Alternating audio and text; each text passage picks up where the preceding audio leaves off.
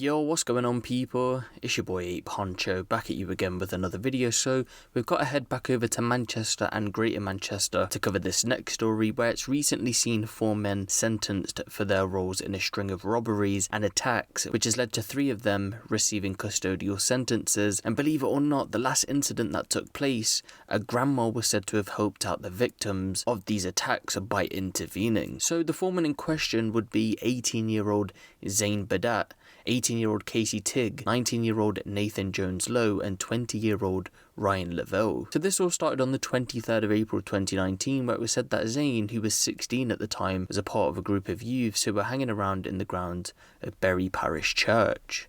At some point later, another group had passed by and someone from this other group had started to talk to Zeyn's group as he was familiar with them. But as they attempted to walk away, Zeyn's group surrounded them and was said to have started to intimidate them. After this, Zeyn would go on to push one of them to the ground and demanded, "Where's that fancy fucking watch of yours?" and then proceeded to punch and pull him to the ground. 2 others were said to have taken part in this attack, but they wasn't involved in the case that we're going over right now. But the prosecution did go on to say in court that this incident left the young victim extremely shook up and afraid to go back into the town centre. He was then arrested but was released under investigation just over a month later. Then at some point in May, at the time 19-year-old Ryan Lavelle was caught on CCTV throwing punches and kicks at 2 teenage boys aged 13 and 14 at Edge Lane tram stop in Droylsden. A bike was taken from the teens, and after, it was said he was seen celebrating with another man who didn't go to court over this whole situation. Then on the 31st of October, Tighe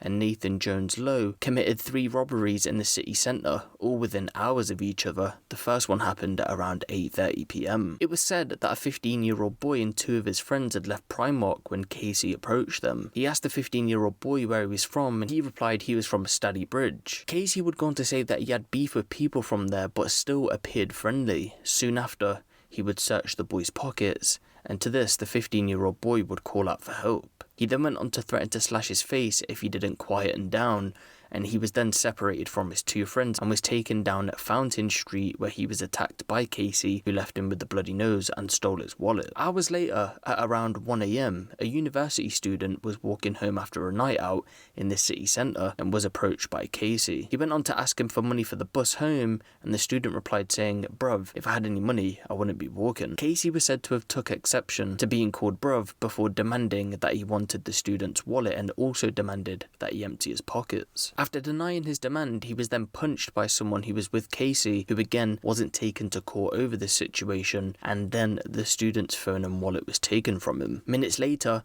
Nathan tried to use the bank card stolen in the robbery in a local spa store to buy 2 drinks, but the card was declined. The uni student was said to have suffered with mental health problems, and it was said that he really had to push through to go on that night out because of his anxiety, but after the ordeal, he said he doesn't feel safe or happy in Manchester now, adding that this will stay with him for some time. About 20 minutes later, both were present when they approached a 30-year-old man who suffered with autism, and the man had been watching a film at the Printworks. Casey asked him if he had a cigarette and asked if he did sniff, and he then went on to grab his rucksack. After doing this, it made the victim lose balance and he fell to the floor. Whilst this was happening, the man replied, "Let go, you're on camera," and Casey said, "I don't give a shit." It was then the group set upon the victim and beat him, leaving him with a fractured eye socket, and of course his rucksack was stolen. Then around 2 weeks later, on the 14th of November at around 3 PM, Casey, who was being described as the ringleader, had entered Arndale Shopping Centre but was told to leave because he was in breach of his bail conditions after being arrested for a separate incident, which at this current time I'm unsure what that incident was. But later he was seen following 2 men into the Wilko store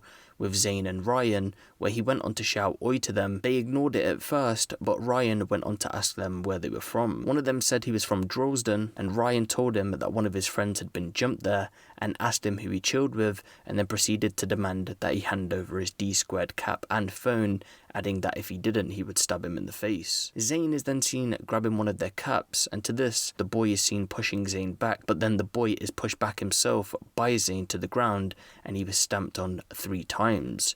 Zeyn is then seen fleeing from the scene, with Casey giving a kick to the head, which made the victim go limp. The other victim was then punched by Ryan before being forced to the floor and sat on by him. One of the men was then repeatedly punched and kicked in the head before a grandma who was shopping with a daughter and granddaughter bravely intervened and split up the attack, dragging them off the boys and in turn saving them from a beating. Both hats were taken from the victims though, worth £110 each, and 2 iPhones worth £700 each were also taken. The victims were also said to have been left with facial injuries. After being arrested and charged over all of these incidents, they would all go on to plead guilty to the charges brought against them, and on the 11th of September 2020, Zeyn Badat was sentenced to a 24-month community rehabilitation order to include 25 rehabilitation activity requirement days and a 4-month curfew from 7 PM to 7 AM. The judge handed him this sentence because he had already spent 10 months on remand, and it was reported he was making positive changes while in jail and he was removing bad influences from around him. Casey was sentenced to 3 years and 4 months,